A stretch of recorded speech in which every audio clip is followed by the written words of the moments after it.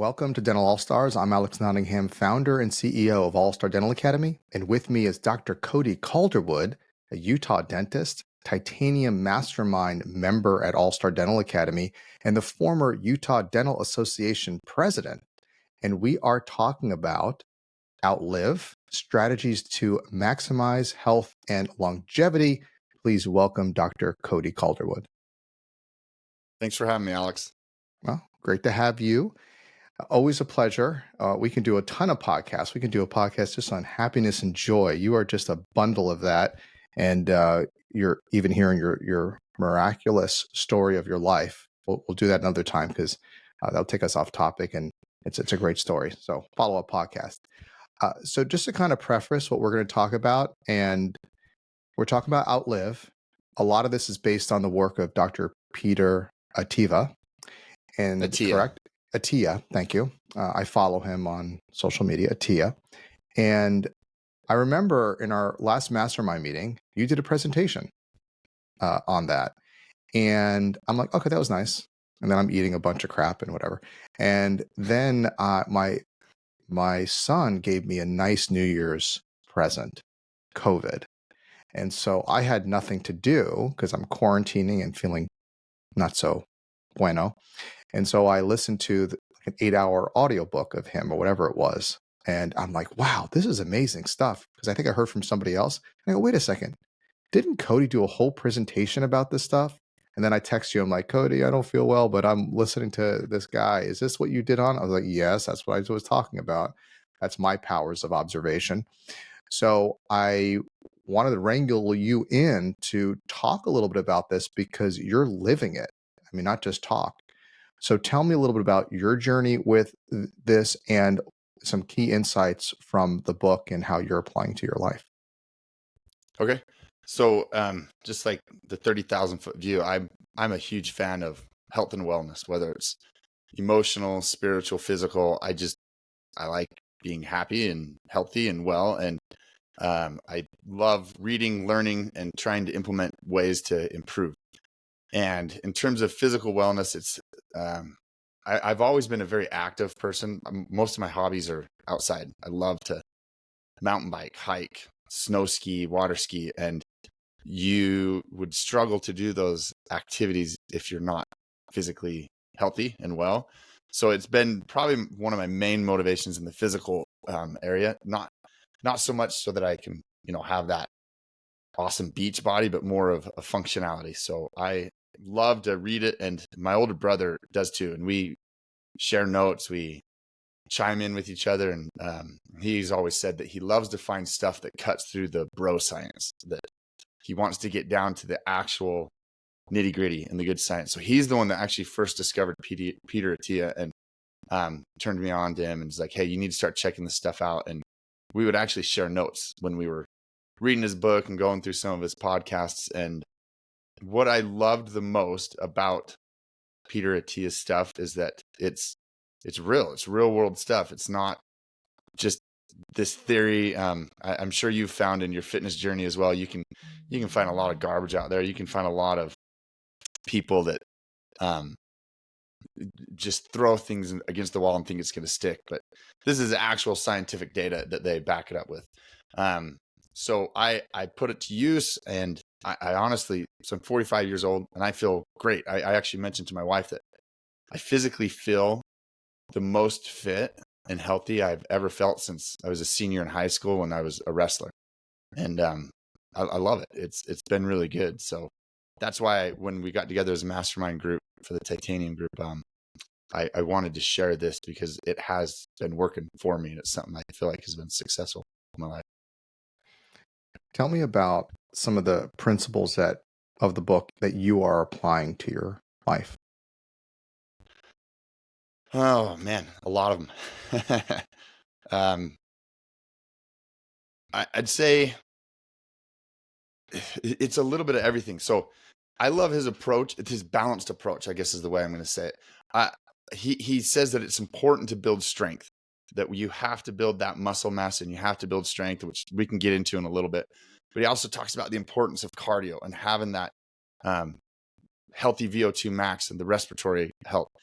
And he talks about your metabolic health with diet and your heart. And he even talks about the importance of flexibility and balance. So he kind of goes into a lot of them. Right. And And I guess we can narrow it down a little bit. So the first half of the book, and you gave a presentation about the four horsemen. And if you remember them, maybe we can mention them briefly, but that's yeah, very detailed science, and better you read it and kind of see. But the whole thesis is metabolic health, that if you're metabolically healthy, for the most part, you have a much better chance of limiting the four horsemen. Not that you will stop it, but it helps. Now, do you remember what the four horsemen were or are? yes. Yeah. So I've actually got a little list right here. I'll read it so I Okay, don't butcher it. But sure. he said that the four horsemen of aging, and this is just going back to like the apocalyptic four horsemen of the New Testament that are going to come in and usher in the end. So he nicknamed them the four horsemen of aging. He said that they are metabolic disease, Okay, cardiovascular disease, cancer, and neurodegenerative disease. So like Alzheimer's and Parkinson's. So he said that those are the four most common ways that we are going to die as humans. And those are four areas that we actually have some control over, more in other areas than that. Because I mean, at the end of the day, you don't really have much control if you're going to die in a plane crash. But with some of these, especially like metabolic disease and cardiovascular disease, we have a lot of control over how that's going to play out. Yeah, and he gives a ton of data, so many scans you can do, and so on. But I think, like, just kind of, and at the second part of the book, he then says, okay, here's the number one drug, like, that you can get, that you could take, which is exercise, that will lengthen your life, guaranteed. If you follow these things, it will lengthen your life. Well, not guaranteed, the thing guaranteed, but and that this metabolic issue, weight issue, nutrition issue, that gives you such a great chance. The odds are stacked in your favor when you do those things. So you can get very geeky on the Four Horsemen. Definitely a good read or good listen. Check out the book Outlive. His podcast is great as well. So I think where maybe we can play a little bit today on is the exercise and supplementation, because that's where I spend most of my time on. I am listening to him about, making sure you do certain scans, make sure you look at your blood work, make sure you get a colonoscopy, sure you do these things you can as well, bone density potentially, even when you're younger, because why not? The benefits outweigh the downsides. Yeah. So that we can go on the deep end with that. But with respect to exercise, what I found and what I'm doing, and I want to hear from you, is it made so much sense what he was saying, because he was giving a framework that often we hear exercise is good. It is. But what do you do with it? What's the intention behind it? There's just, oh, well, I'll do some weights. I'll go walk. I'll go do this. Walk 20 minutes a day. Well, okay. But how do we're busy. How do we maximize our time strategically, so we get all the different benefits that we go? And he has a foundation.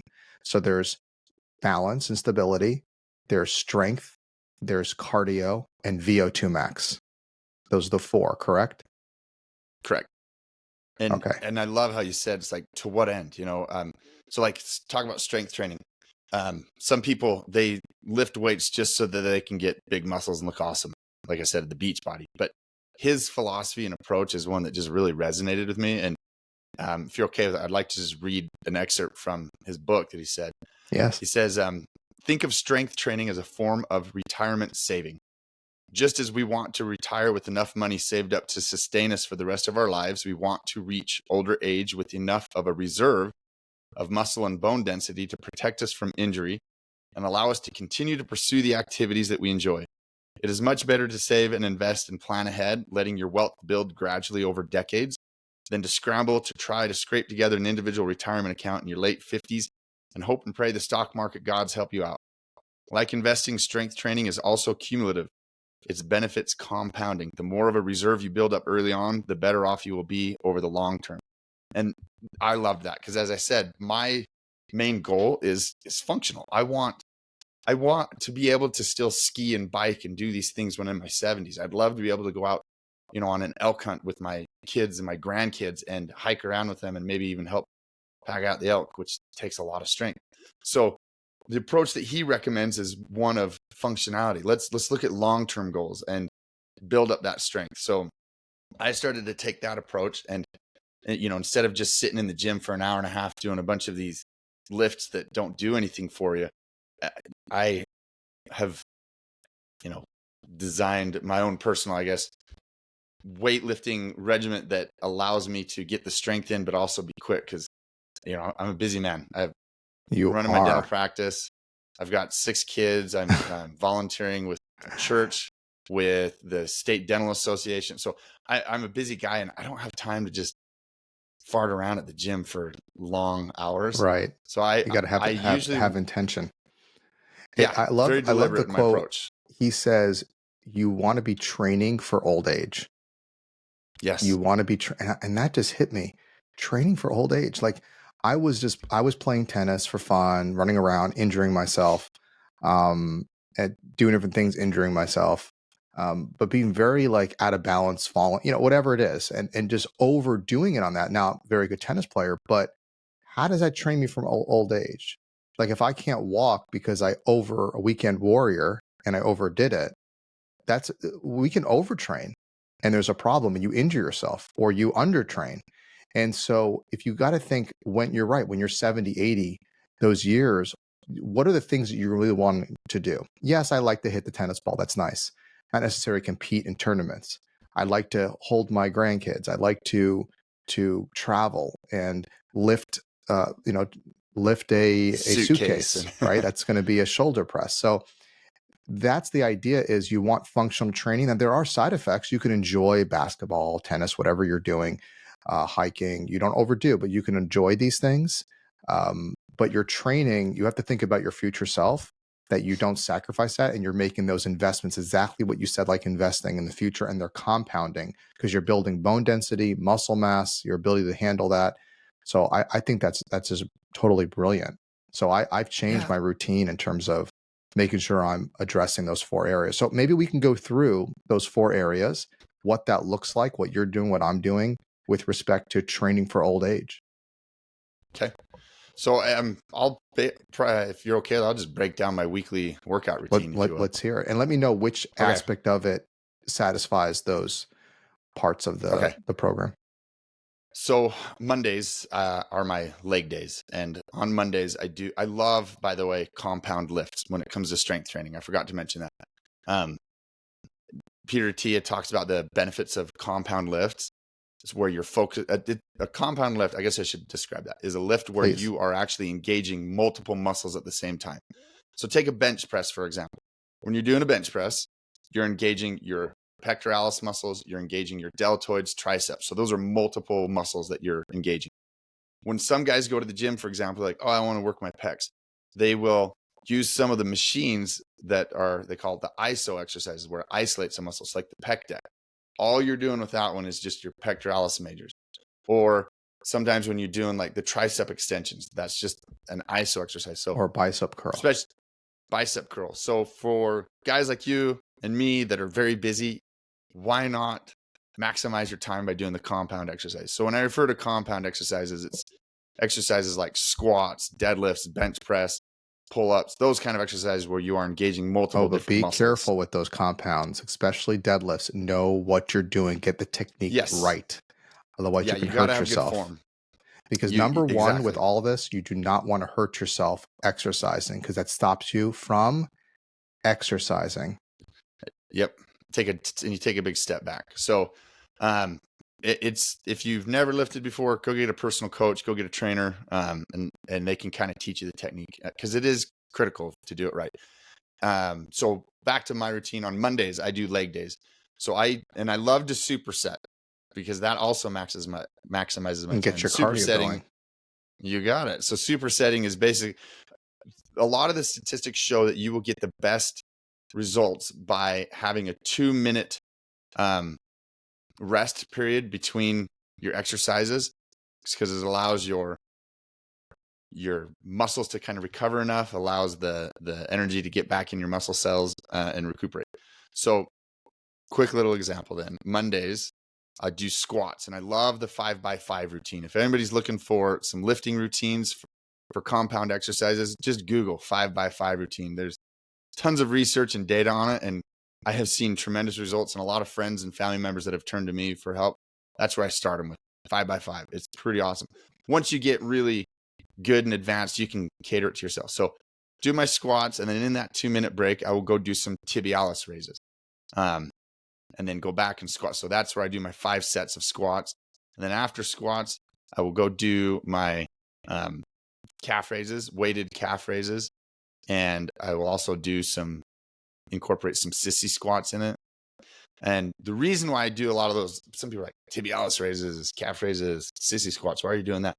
I was having some knee struggles several years ago. Like anytime I go hiking or biking, my knee would ache. And I looked into the knees over toes guy. That's a whole different topic, but that's where I started to incorporate some of that, and my knees feel great. But so basically what I'm hearing is, this is very important, you're adapting it to your body. Like I hear calf raises and my calves are getting mad because I have some tweaks there that I'm working through. So I'm going to avoid that until I strengthen and my body says it's okay. So you have to know your body. We were talking about this earlier. yes, Like I gain more weight in the midsection, so I have to watch that. You gain weight, and everybody's body's different and what they can develop. So some people can eat more easier, they distribute it differently. You have to know your body and adjust. And we're probably not gonna have a lot of time to get into diet. That's a whole nother topic, but almost equally as important as keeping a good body weight, metabolic disease, things like that. So there's so much stuff on there. I mean, I would just say, just in a nutshell, it's just calorie restriction. Whether you're Ozempic or anything else, it always comes down to eating less calories. If you're not hungry, eating less calories. It's calories. Eating fewer calories and looking to eat quality calories. Quality calories. Yeah, of course. Although there was a study, a guy who ate Twinkies and protein shakes and lost weight. So it may not be good. Yes, you can lose weight. Yeah. But long term, and that's another good thing for what we're talking about, the longevity with the Outlive, is you could eat a diet. Let's say you're restricting your diet to just 2,000 calories a day. You could eat a diet that's just Snickers bars, and you will maintain your weight. But going back to what Peter Attia said, that metabolic health, you're not going to be healthy though. And it's not all about just weight. So you're going to have, your A1C score is going to probably be through the roof. You're going to have high lipids when you go in for your blood panel. So it is, like you said, that's a totally different topic. And then building a muscle mass, so your macronutrients, your micronutrients, all those are haywire. So yes, you want balance, but in terms of healthy weight, it's just calorie deficit. All right. So tell me, so again, you're doing your exercises. So Mondays are leg days, which let me back up for a second. Every time I weightlift, anytime I do cardio, I warm up. Important. I'm not a spring chicken anymore. I'm not 20 years old. So I do a warm up routine before I lift, before I bike, run, whatever it is. And then afterwards, I always stretch when I'm done. So on leg days, I take like an extra 5 minutes or so to just stretch when I'm done. Stretch my hamstrings, stretch my quads, calves, all that stuff. And I have found, honestly, by just incorporating those two things, by warming up and then by stretching when I'm done, I've eliminated a lot of those dumb little tweaks that set you back that I used to experience. 3-4 years ago, I'd be lifting and I'd tweak my hamstring a little bit, and then I'd have to lay off for a couple of weeks of lifting before I get back into it. So warm up and stretch. And that's Mondays, my leg days. Tuesdays, I try to focus on my cardio and VO2 max, and I'll do biking on those days. Wednesdays, my wife and I, we do yoga. Let's go back to 2. So 2, you just hit 2 areas of those 4 quadrant. So on Monday, you were doing strength training, which is very important to Attia, correct? And then Attia. I keep saying Tiva, no V. Attia. I'll get it right. If one day I get a chance to interview him, I better get that right. Attia. So with respect to that, so strength training is very important. That's going to build your bone density, your muscle mass. It's so important older age because you lose it. You will lose muscle mass. You want to put it on as early as you can and keep working on that. You said now you're getting into your cardio and VO2 max. So your zone 2 cardio is what he's a big fan of, and you can get that in multiple ways. You can get that in Even in you're doing a little bit of that in your weightlifting. Um, but zone 2 cardio is where you can carry a conversation while you're exercising, but it's not uncomfortable. Yeah. So this way, You- he talks about that you're burning fat, you're getting your body to be able to burn fat, not just glucose. And then VO2 max is going to be where you really rev the engine occasionally to get stronger, like hit high intensity. And you can actually measure and get a score. And what Peter Attia says is that with VO2 max is one of the greatest predictors of longevity, your score. So there's ways you can do that. I know with your Apple Watch, you can do walks or runs and it will measure it. There's an app that I use called Athletic, ATHY or ATHLYTIC on the iPhone, it might be an Android, and it will actually give you a VO2 max score on anything that you do, or a cardio score cool. and a recovery I'll have to score. look into that. So like when I play tennis, it's off the charts. But if I'm sitting there doing like Pilates, whatever, which is important, we'll get that. That's the fourth one. Then it's not going to give you a high score. And then when you're doing yoga, which you'll get to later, Pilates, that's going to be your balance work, which is critical. So you can do unilateral work and stretching and flexibility, all those things you need. Okay, so just that's the framework. Go ahead. Yeah. So going back, I guess, Tuesdays with my cardio and VO2 max, whether it's biking or running. Like you said, one of the huge benefits of that is fat burning, but also your body. You can think of it like your body recycles a lot of the old broken down cells when you are working out for like 45 minutes. So like mitochondria, for example, mitochondria is where we get the energy for our body. It's the powerhouse of the cell, produces the ATP that our body and our muscles need to go. Well, our cells get old and they start to break down and they become weaker and less efficient. When you are exercising in like that zone 2 zone, the data shows you hit like 40 minutes of cardio.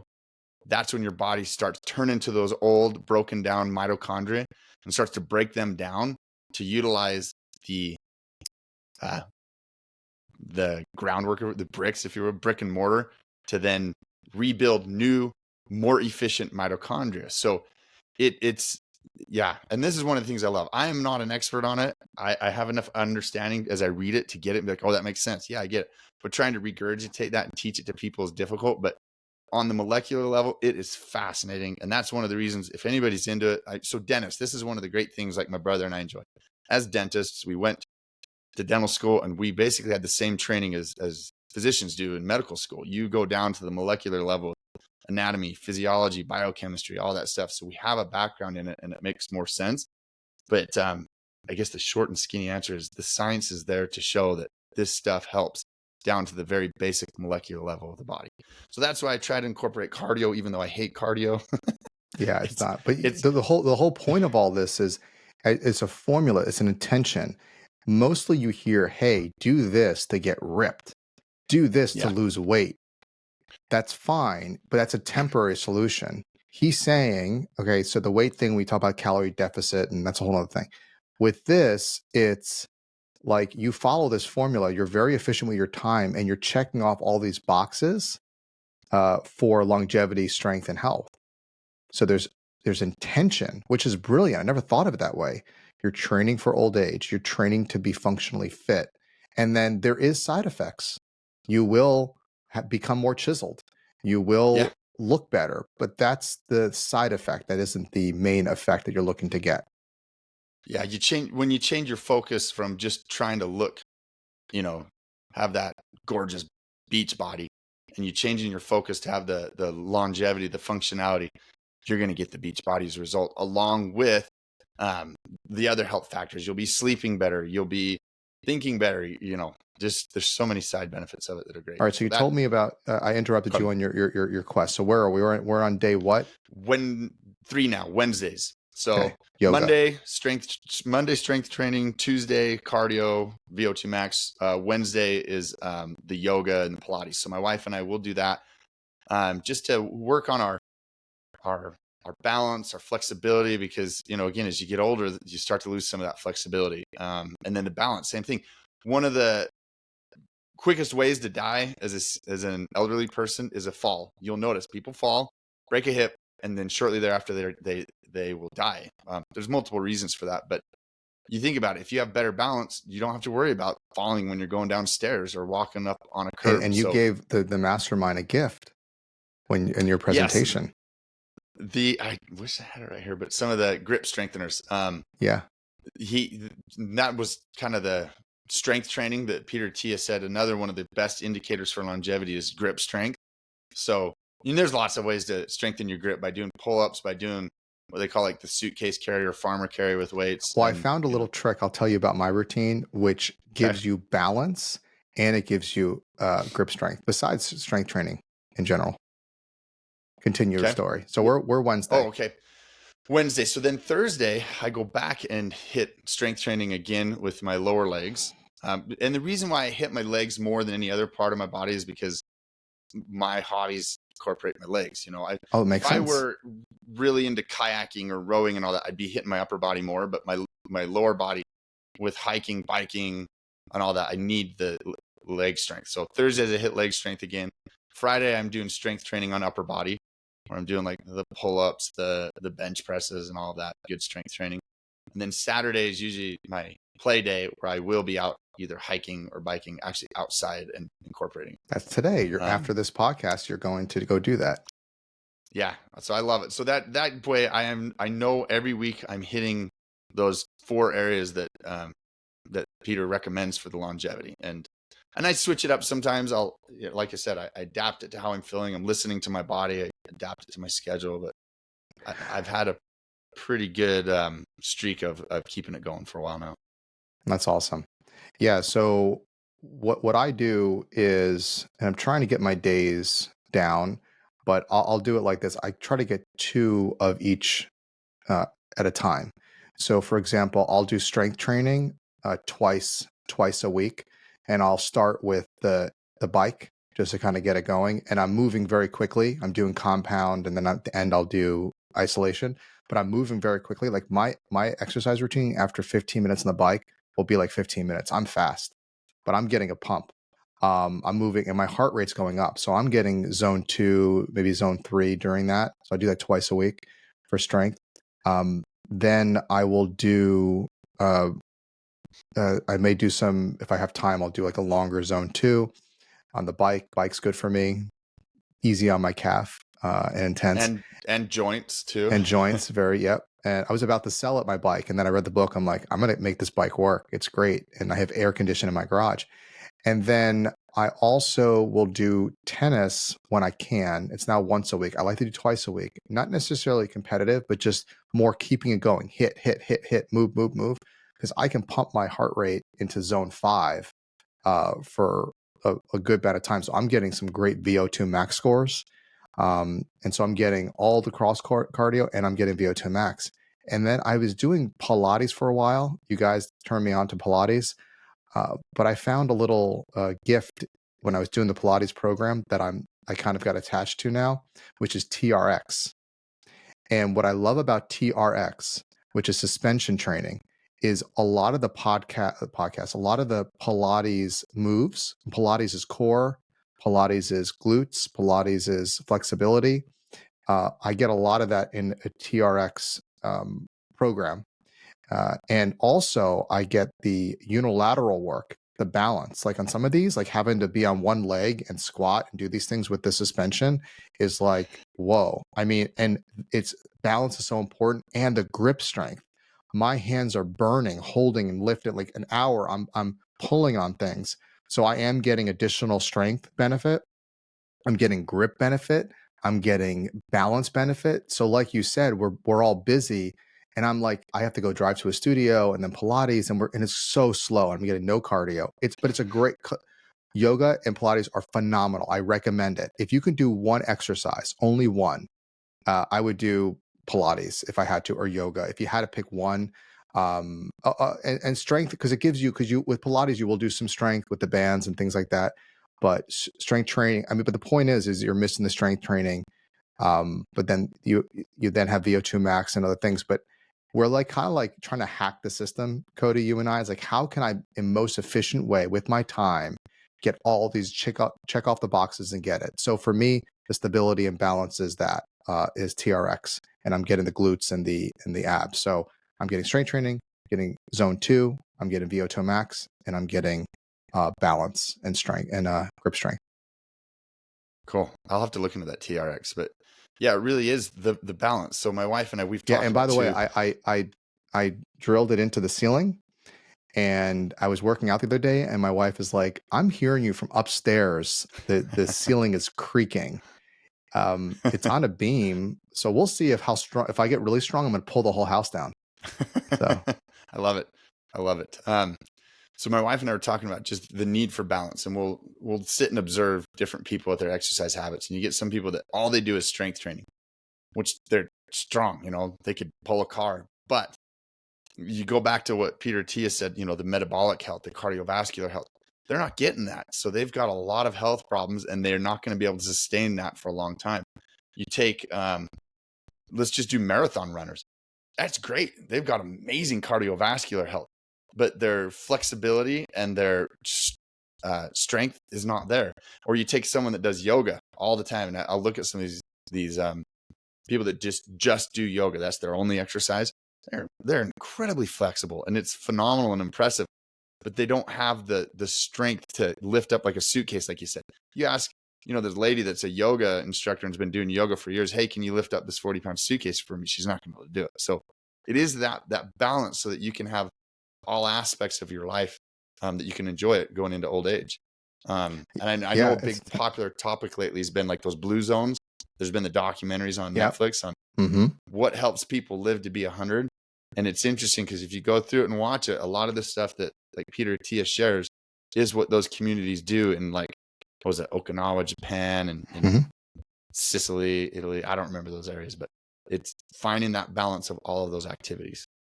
That's brilliant. So that's exercise, and we really focused a lot on that. And there's so much in the book we talked about the 4 horsemen. Definitely read that. And at the end of the book, it's equally as important is emotional and mental health. And we can do a whole talk about that. I mean, certainly your life, what you've been through and how you maintain happiness is just phenomenal, and continue to pursue happiness. So as an aside, you're a pretty happy person, but yet you don't rely on that kind of higher happiness set point, that you still go out there and look to improve strategically your happiness. You can actually train to be more happy, and exercise is one of them. And then, so definitely check out mental health in the book he talks about, because if you're not mentally happy and healthy, a lot of dentists are facing burnout. All this doesn't mean anything. You don't even want to live longer because you're not happy. So you got to watch for burnout, for depression, anxiety. It's a real thing, especially dentists and high achievers. It's important and purpose and all that. So we're going to make sure in our podcasts, we have a bunch of where we're going to try to address that as we talk, whether it's these interviews, whether it's Eric does a program on Monday, I do a program on Friday, and I try to hit on some of that as well as we go along. And Cody, we'll come back and talk more about that. So one of the things we added on my list, just to kind of end with, is supplements. Those are fun. So what supplements do you take? What supplements are good to take, and why? So it's funny. And I know I'm going to make some people mad here, because some people become quite religious with their supplements, but everything that I've read from the experts, because I'm not claiming to be the expert, but everything I've read from the experts is there are very few supplements that are actually worthwhile and needed. You could go down to a GNC store and buy thousands of dollars of supplements, but most of it's a waste. So if you're eating a balanced, healthy diet, most of the supplements aren't necessary, and a lot of them just don't even work. But as far as ones that do work, with strength training specifically, the only 2 that I have read that are worthwhile are creatine. And there are just mountains of data that show that creatine is safe, it's healthy, and effective. And you and I have talked personally before about how I've experimented with it. I've gone long stretches using it, and then I'll go off it and see, and I see the difference. The 2 noticeable differences when I go off of creatine is I do lose a little bit of water weight, But also my strength levels go way down. I shouldn't say way down. It's like 10 to 15% less with my lifting totals when I'm weight training. And recovery, I guess that's another aspect. I noticed that my muscles are more sore after I lift out. So creatine does help with strength gains and recovery, and it works, and it's pretty cheap, and it's just easy to toss Very, in. Like very you were cheap. saying. Creatine monohydrate. Like, With creatine, it's been very well researched. And when I looked at it, what is surprising is I thought it was just muscle gains. It's protective for your brain. There's a lot of things that it can help with, and your body produces it naturally through the amino acids. It will then synthesize it. You get it from your diet.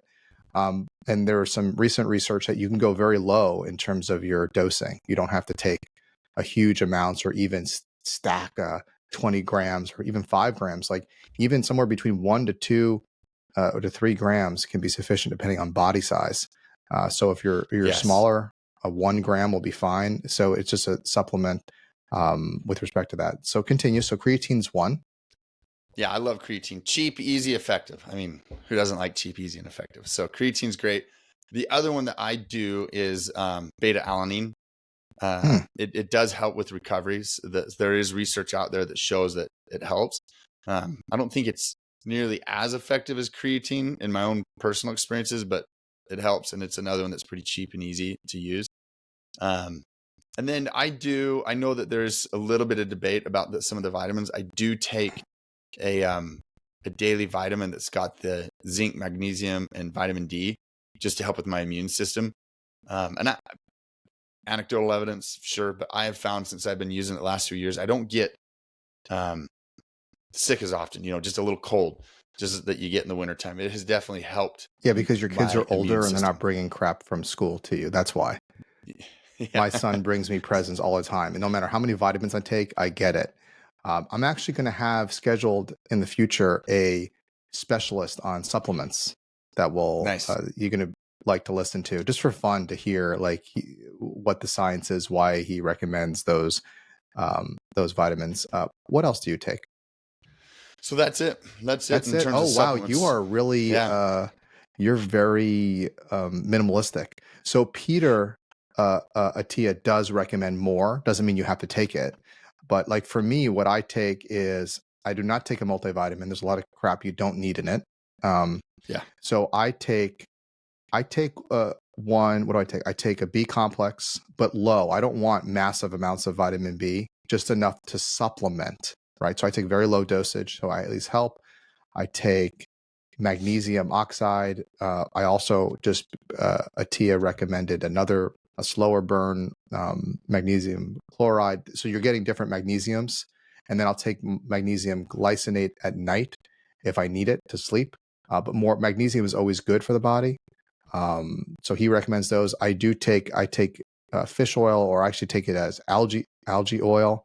I take one that has vitamin C. It's got zinc, and it's got something that helps with canker sores, lysine, right? Oh, So nice. it has lysine in it, and then vitamin D as well, which in my blood work, I've been low on vitamin D, and I live in Florida. Isn't that amazing?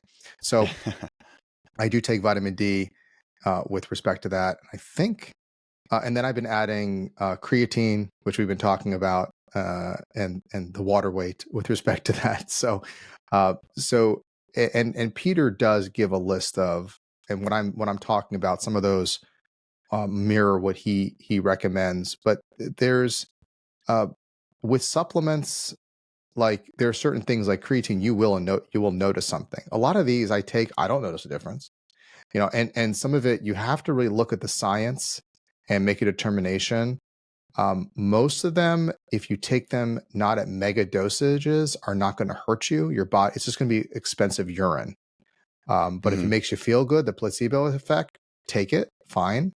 But just the whole thing about this is being informed. Listen, read the science, ask yourself, why am I taking this? What's the purpose of it? What is it looking to do? If it makes you feel better, you take it. With respect to that, but you're actually quite minimal with respect to that. And another thing which I think is important as well from a macro perspective is protein. Protein is pretty cool, And if you can tolerate whey protein, or you can take soy protein or plant protein, um, making sure we get enough protein is so important. And unless you have a kidney issue, but what Mhm. Peter talks about, which is pretty cool, protein, if you don't use it, your body gets rid of it. It's not something that we burn very easily. It's not something we store easily, like glucose and even fat we can store from burning it. But protein is pretty important. So, I, I would like to add, with regards to Peter Tia, that the one area that he does receive the most criticism from is his area of nutrition, because that's probably his least his qualified weakest area. area. He's extremely qualified in those other areas, but in terms of nutrition, and in his defense, not that I'm like need to defend him or anything, but my biggest complaint about nutritional science, it is so hard to find any agreement, and it's partly because there are so many variables when it comes to nutritional science, and there's just, you have to sift through so much garbage to get down to what kind of matters. So at the end of the day, my take when it comes to the nutrition and the supplements, eat a healthy diet. And yeah, Yeah, what it's does true. healthy mean? It's true. But I think it was Peter that said this though. If you go to a grocery store, if you're spending the majority of your time getting the ingredients for your meals on the perimeter of the grocery store, you're eating healthy. So if you're Right. in produce, the fresh lean meat, Hmm. the whole grain breads, and you're avoiding a lot of the processed foods, you're eating healthy. So that's kind of been my approach, is I try to get my vitamins and all of that rather than through supplements. I try to get it through my diet and with what I'm eating. No, it makes sense. It makes sense. And I think kind of pulling from what we're talking about, it's all about being intentional with what you do. Research. We talked about having intention with your exercise, and even with supplements, intention. Why are you doing it? And do your own research. And that will help you decide what you want to do. But Cody, I really appreciate you spending the time with us. I mean, we can spend, gosh, I mean, the book was 8 to 10 hours just listening to it. I mean, there's so much that can be unpacked and spoken about, but you are definitely, besides a great dentist, a go-giver in so many respects, but you really dedicate a lot in your life. I mean, look, that's not your job is nutrition or exercise, but you do so much of it. Like, you have to be a functional expert for yourself to guide yourself. Yeah. And I think all of us have to be functional experts in everything we do. Because look, I know you've transitioned off insurance and things like that. There's issues with, and even in medicine, more so even medicine, is what's going on, that they're not always, the policies of insurance companies for medicine and for what you're doing, the recommendations are not always for your best interest. They're what's economical for them to make profit and incentivize. You have to be your own ultimate doctor to decide. You listen to the expert information and you make a decision for yourself. That's your Yep. And responsibility. adapt it to yourself. Just like we said with weightlifting, you've got to adapt it to yourself. And the same thing with your whole body wellness and physical approach, whether it's your emotional, spiritual, physical approach, you've got to educate yourself and take it. So unless you're a superstar and you're making hundreds of millions of dollars a year and you can afford to have like a private trainer, a private chef, private nutrition, a personal physician and all that stuff, yeah, we've got to become our own personal experts. Yeah. Thank you, Dr. Cody Calderwood, for joining us. Remember to follow us on Apple Podcasts, Spotify, and YouTube. Get episodes as they are released. Share with your friends. And until next time, go out there and be an all-star.